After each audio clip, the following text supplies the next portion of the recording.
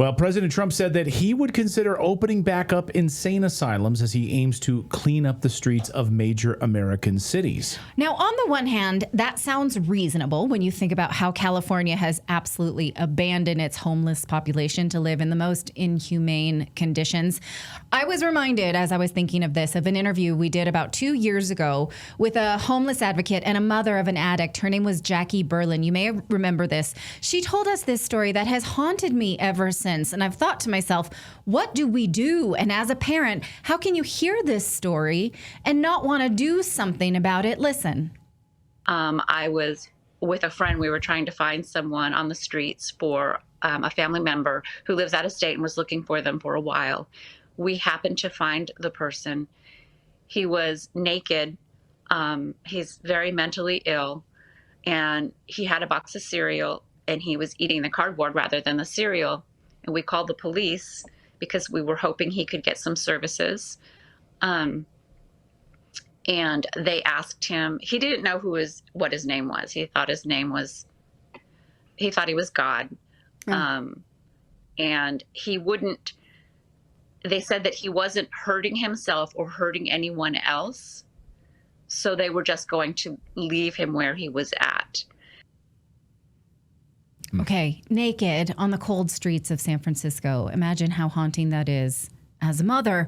Now, on the other hand, do we want the government in charge of incarceration for mental illness with the power to put anyone in an institution with no recourse? We've discussed this here on Redacted many times, the pharmacratic state. If the government declares you insane, you lose all power to refuse treatment. This harkens back to the days of Rosemary Kennedy and her lobotomy. This idea is not just rhetoric. In July, President Trump issued an executive order aimed at addressing homelessness and public disorder by encouraging civil commitment and institutional treatment. So where do we stand on this? This is a tricky one. We should not have knee-jerk reactions to. Let's try and avoid that and have a discussion about it. Joining us today is Dr. Robert Epstein. He's the author of 15 books, a researcher at the American Institute for Behavioral Research and Technology, and a former editor-in-chief of Psychology Today. Thank you so much for joining us, sir. It's my pleasure. Okay, so where do you come down on this? Because obviously we have not done well by people by leaving them naked on the streets to eat cereal, cardboard boxes. But on the other hand, I am afraid of expanding government power. How should we think about this? And what are some things that we might want to think about as we contemplate?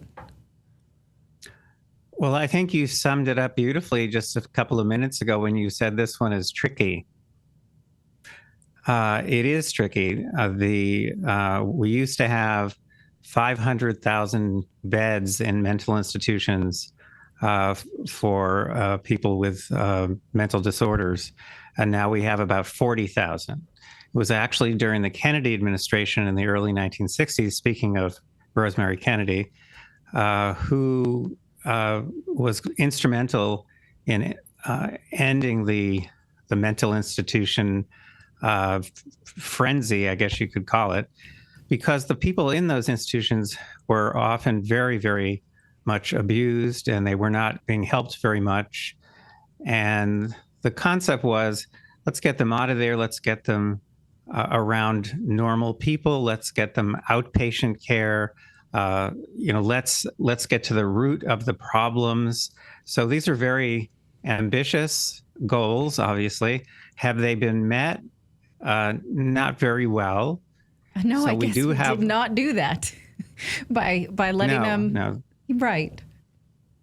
But you, when you say this is tricky, that's, I would say, is an understatement, because the problem is who is going to make that decision that someone on the street is mentally ill and should be hauled off against his or her will to a mental institution where basically they lose all their rights, as you said yourself.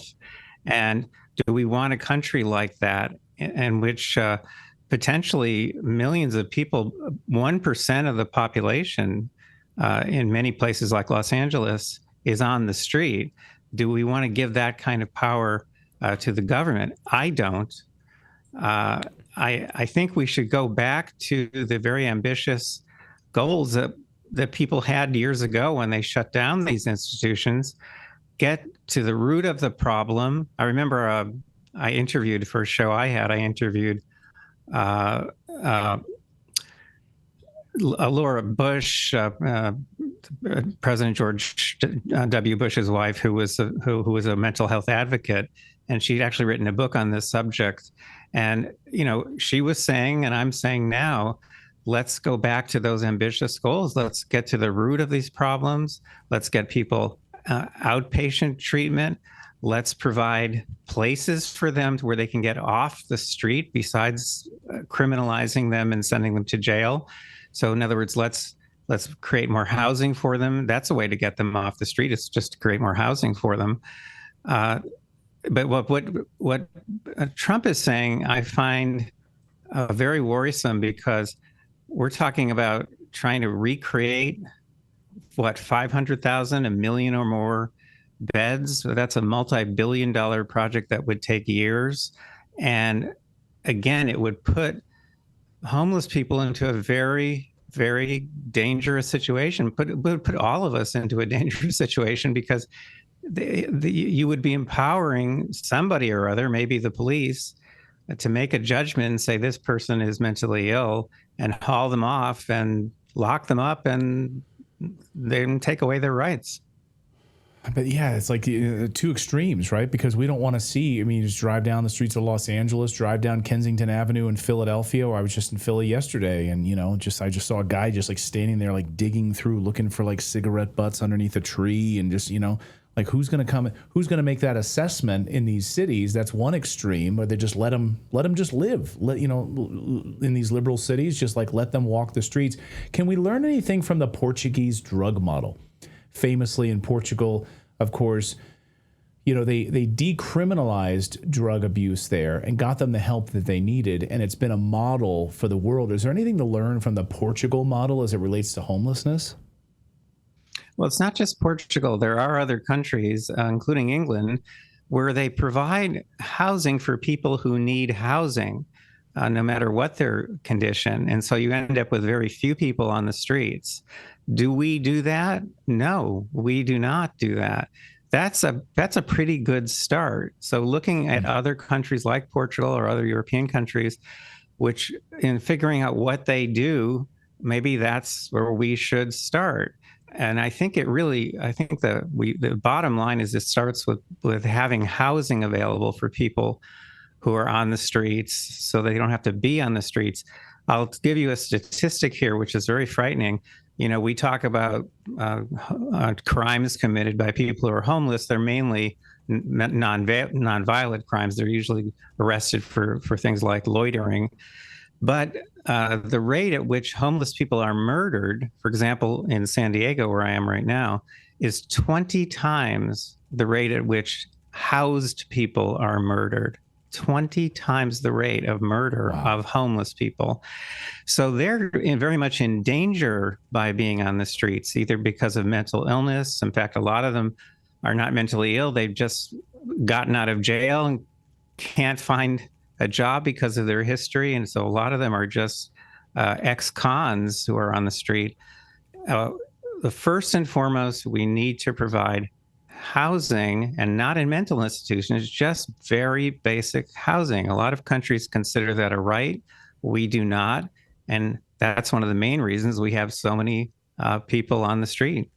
Let's be honest. Most coffee gives you like a quick hit. It leaves you feeling jittery. It leaves you feeling foggy. And then you're reaching for another cup or two before lunchtime even comes around. But what if your coffee actually did something for your health? Wouldn't that be novel? Well, Rejuvenate Coffee is science-backed coffee with real Arabica beans infused with CAAKG, a compound shown to support cellular energy, metabolism, even healthy aging. It's not a gimmick and it's not trendy.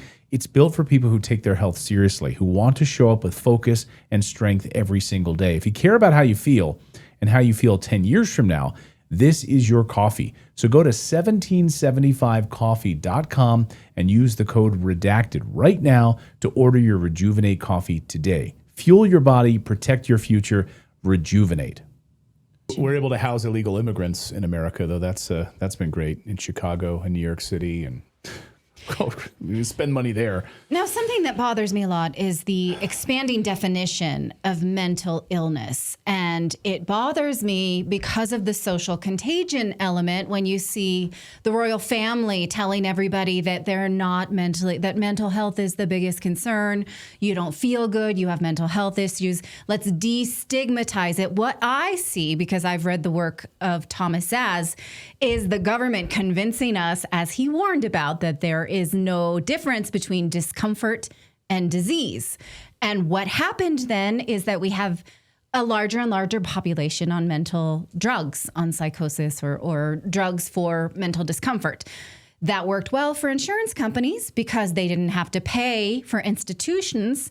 They could just pay for the drugs.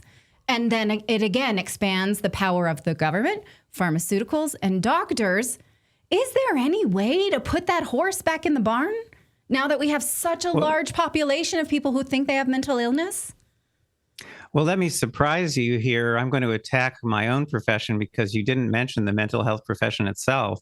The mental health profession is one of the major forces behind this tendency to call practically anything a mental illness. This got completely out of hand a few years ago when the American Psychiatric Association released the latest version of the DSM, which is the book that's used for diagnosing mental disorders. And they added a lot more disorders to it. I think there are now more than 400 disorders. And they even added, this was very controversial, but they added grieving for the first time as a mental disorder. Why would they do that? I mean, grieving is healthy. Grieving is a positive thing. But when they do that, what that does is that increases income and traffic to therapists. And it forces insurance companies now to pay for people who are grieving and who go to a therapist. So a lot of this is about money. And unfortunately, my own profession, the mental health profession, is helping to drive this very dangerous trend of just pathologizing practically any kind of discomfort that people have, a lot of which is fairly normal, and a lot of which, like grieving, is actually very healthy. Gosh, you mean to tell me money is at the heart of it? Unbelievable. I'm shocked. I'm shocked that gambling is going on inside this establishment. Well, I'll tell you one more thing here quickly. Because I was editor-in-chief of Psychology Today when the latest version of the DSM came out, and we wanted to review it. The American Psychiatric Association would not let me, the editor-in-chief of Psychology Today with a PhD from Harvard, they would not let me look at the advanced copy. They rushed it into print because they were on the verge of bankruptcy. They rushed this new volume into print, which is now being used in much of the world for diagnostic purposes, even though the statistical data they had was to support it was horrible. But again, they were on the verge of bankruptcy, and they make when they release that diagnostic manual, that brings in another $100 million directly to the professional organization, and then of course much more than that going to therapists and counselors and other mental health professionals. I've even read of a disorder that was proposed by German psychiatrists. I don't think it ever was added to the DSM, called post-traumatic embitterment disorder. If you're just bitter about something that happened to you, you have a mental disease because you're still pissed about it. That to me seems, that's what I do every day as a wife. I was going to say, that's women. That's how I roll. Women, doctor. Not a mental disorder. I've always known they were nuts. Now we get to the heart of the matter. I once wrote a piece for Psychology Today. I think it was the first piece I ever wrote for them that was called Our Shrink's Really Crazy. And it was about the mental health problems of mental health professionals. The suicide rate at that time among female therapists was about 3 times the national average. I mean, the field itself attracts people who have a history of mental illness, or at least they have it in their family. And we encourage those people to enter the profession because we think they're going to be more empathetic. So this problem is tricky. It's about as tricky as it can get. And I bottom line here, though, I want to get back to where we started, is I don't think that President Trump's suggestion that we recreate the insane asylum model, I don't think that's the solution to this problem. I think that's moving in a very dangerous direction. It's a slippery slope, which puts many, many millions of Americans in jeopardy, because, again, who's going to make that judgment? And once that system takes you in, I can tell you this because I've worked in that system. Once that system gets hold of you, they don't let you go, because you're now a bed and you're bringing into some facility or other several $100,000 a year. Often that's government money, meaning it's taxpayer money paying for that bed. Yikes. Yeah, and who's going to foot? It's like the prison industrial complex right now. Who's going to foot the bill for all of these insane asylums? Right? It's going to be a big moneymaker, just like all the prison industrial complex. Yeah. Dr. Epstein, thank you so much. This was really fascinating, and I found it illuminating, to say the least. Thank you so much for joining us. It's my pleasure. I have lots of other things I can talk to you about, so I hope I get to another invitation from you. It's very nice to meet you both. Thank you. Thank you so much, Doctor. Great to see you.